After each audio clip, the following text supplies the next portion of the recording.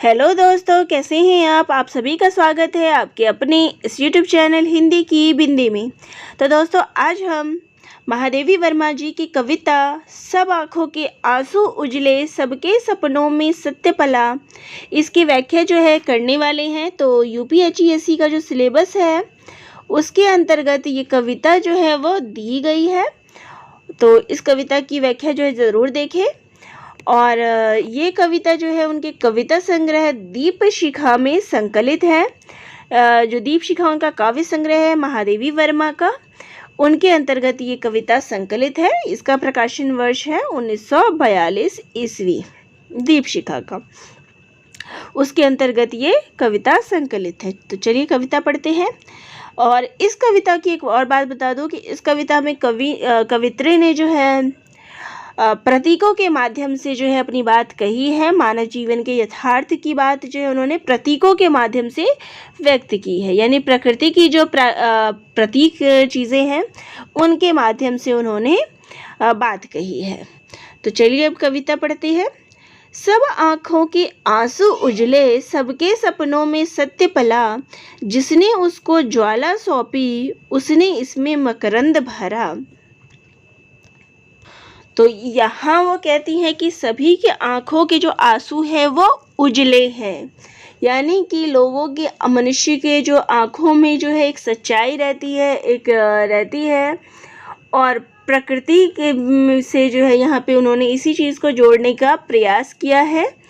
प्रकृति से आँखों की जो उजाला है उसको प्रकृति के उजाले से जोड़ने का प्रयास किया है। तो यहाँ पे उजाला से तात्पर्य जो है वो रोशनी से है, एक उजाले से है। तो ये प्रकृति जो है वो मनुष्य की मित्र है। तो अगर मनुष्य जो है इस प्रकृति से दोस्ती कर ले तो वह हर सपना जो है आसानी से साकार कर लेते हैं। तो यहाँ कह रहे हैं कि सब आँखों के आंसू उजले, तो सभी के आँखों के आंसू जो है वो उजले हैं, यानी सभी के आँखों से जो भी आंसू बहते हैं वो उजाले के प्रतीक हैं। तो यहाँ पे जो उजाले से तात्पर्य है आँखों के आंसू जो है वो उजले, यानी उजाले का, रोशनी का प्रतीक है। एक नई सुबह जब सूर्योदय होता है तो उस नई सुबह का जो प्रतीक है उसका वर्णन किया गया है कि आंसू की तुलना या आंसू को उस सुबह के उजाले के रूप में, उसके प्रतीक के रूप में देखा गया है। तो यहाँ जो है वो ये भी कहती हैं कि व्यक्ति जब खुश होता है तब वह नहीं रोता, लेकिन जब वह दुखी होता है, उदास होता है, तब उसकी आंखों से आंसू बहते हैं। तो ये आंसू जो है उस सत्य का प्रतीक है। तो यहाँ पे सत्य की भी बात की गई है। तो यहाँ पर आंसुओं को जो है सत्य का प्रतीक जो है वो कवित्री ने बताने का प्रयास किया है। फिर वो कहती हैं कि सबके सपनों में सत्य पला, कि हर व्यक्ति जो है सपना देखता है और उन सपनों को पूरा करने के लिए जो है एक मंजिल निर्धारित करता है और जहाँ तक पहुँचने के लिए, उन सपनों को तक पहुँचने के लिए जो हर संभव प्रयास करता है। और यदि व्यक्ति चाहे तो अपने हर सपने को जो है साकार कर सकता है और उसके सपने जो है उसको पूरा करने में ये प्रकृति जो है महत्वपूर्ण भूमिका निभाती है। तो आगे जो है इसमें कुछ उदाहरण दिए गए हैं जिसके माध्यम से उन्होंने ये बताने का प्रयास किया है। तो उन्होंने कहा है कि जिसने उसको ज्वाला सौंपी, यानी कि इस ईश्वर ने, जिसने एक रोशनी जो है सबको प्रदान की है, जिसके माध्यम से जो संसार के जितने भी अंधेरे हैं वो उनको समाप्त कर सकता है, उसने इसमें मकरंद भरा। और ईश्वर ने जो है इन फूलों में मकरंद, यानी कि रस, मकरंद से तात्पर्य रस से है, रस भरा है। तो जिस कारण फूल हमारे पर्यावरण को, इस प्रकृति को जो है सुगंधित करते हैं।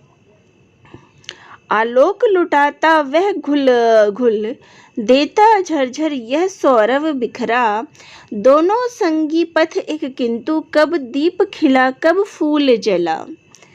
तो आगे वो कहते हैं कि जब फूल की आयु समाप्त हो जाती है तो वह टूट जाता है, ख़त्म हो जाता है, उसकी पंखुड़ियाँ जो है वो झड़ जाती है।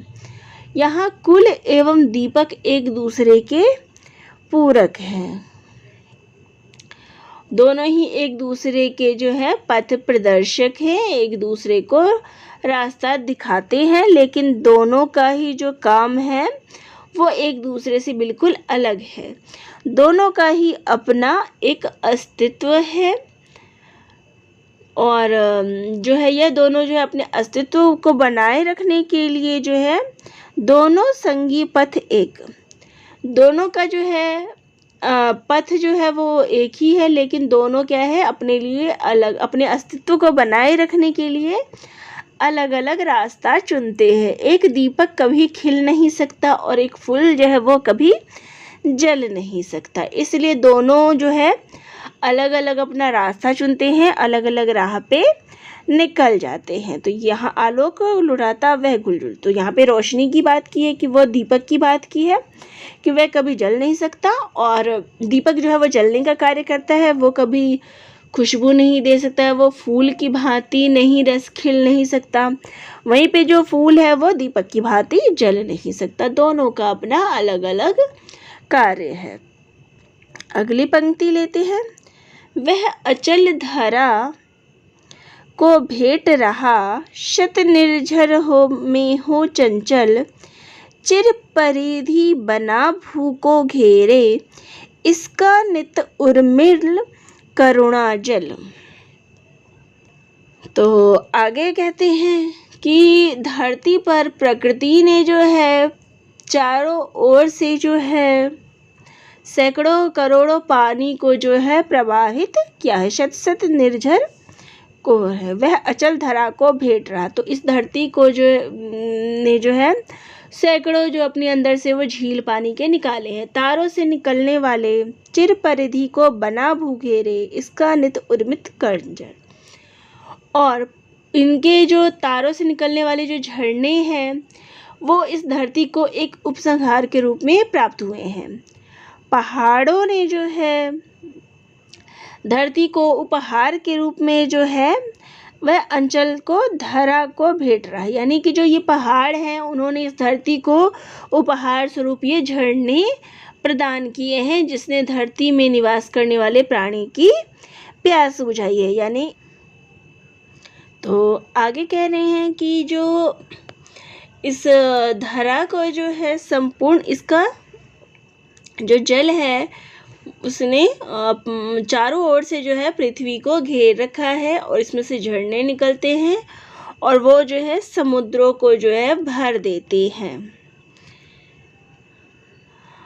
और लेकिन जो समुद्र और पर्वत है, सागर और पाषाण, जो समुद्र है और जो पत्थर है, पहाड़ है, उन दोनों का जो है एक दूसरे के विपरीत स्वभाव है।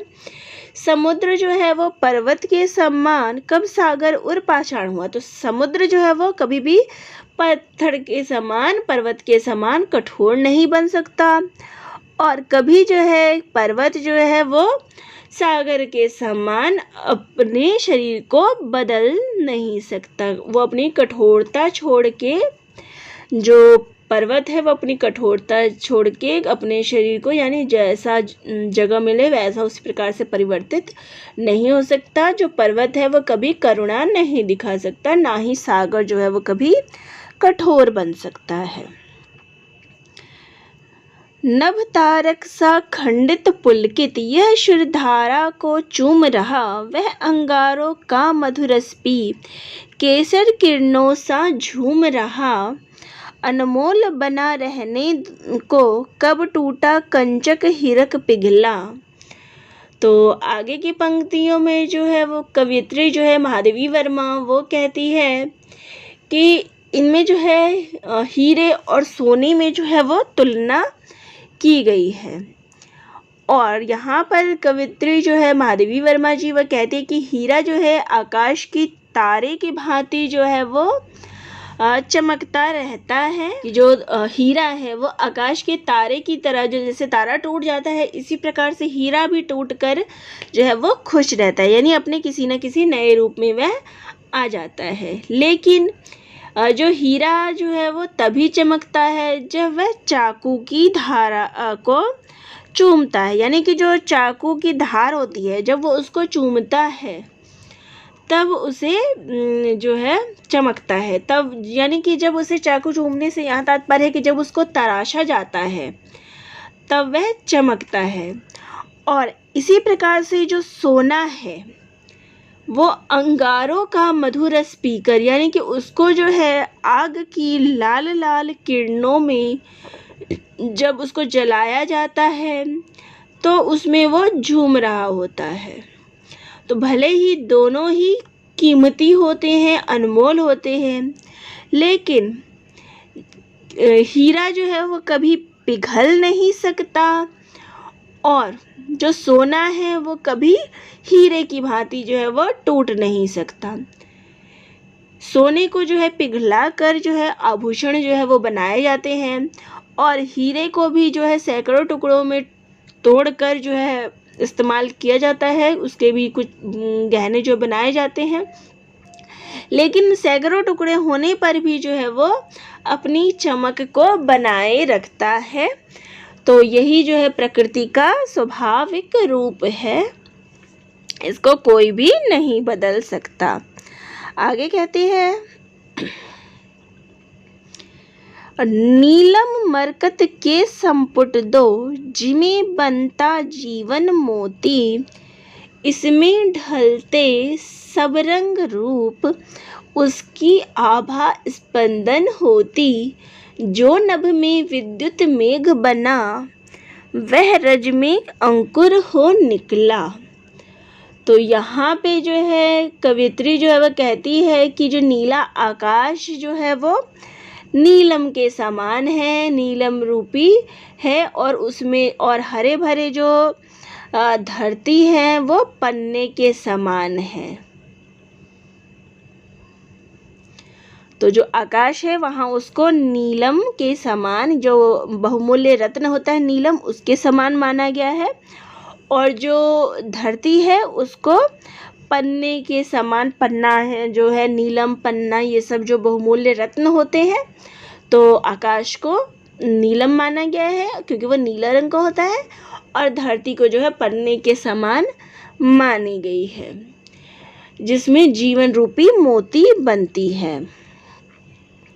इन दोनों के बीच में जो सभी रंग रूप बनते हैं, जिसमें सभी प्रकार की उस परमात्मा ने जो है चमक और धड़क जो है वो भेंट की है, और इसमें चमक भी होती है, धड़क भी होती है। और आकाश, जिस आकाश में बादल में के आकाश के जो बादल होते हैं उसमें विद्युत मेघ बना, आकाश में जो है बिजली बनती है और वहाँ जल भी होता है।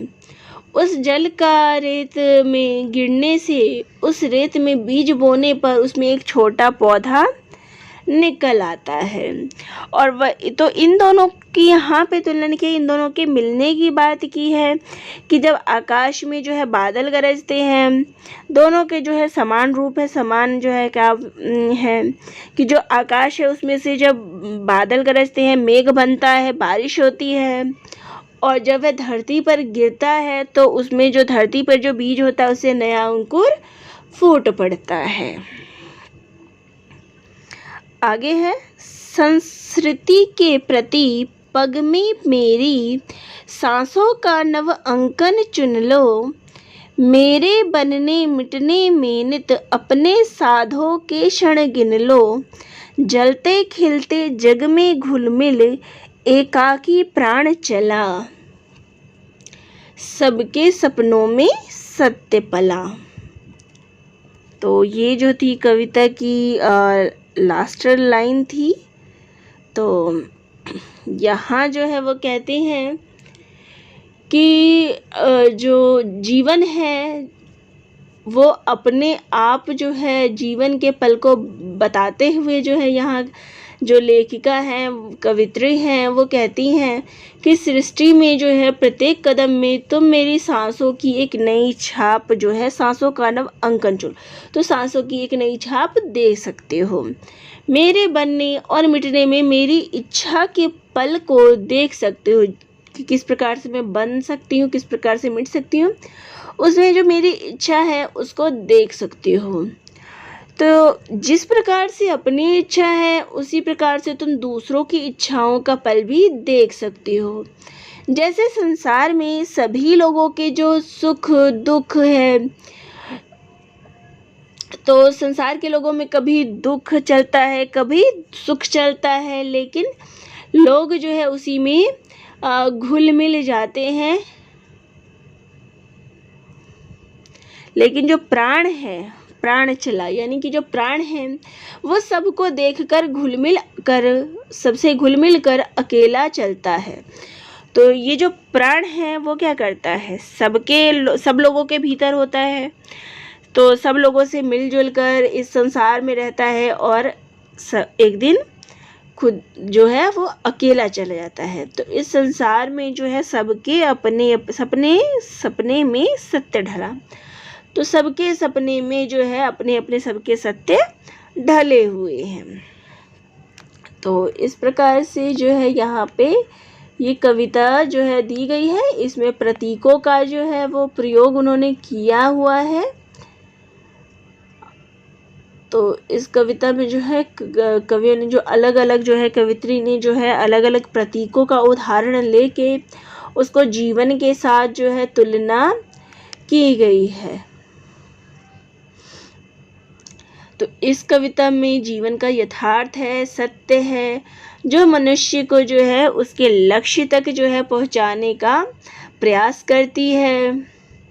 इसमें जो है मनुष्य को सत्य को जो है परखने की बात जो है वो कही गई है। और तो यहाँ जो है एक मनुष्य को जो है अपने सपनों को पूरा करने के लिए एक लक्ष्य जो है वो निर्धारित करना चाहिए, और कोई भी व्यक्ति जो है बिना लक्ष्य के कुछ नहीं कर सकता, यही इस कविता में बताया गया है।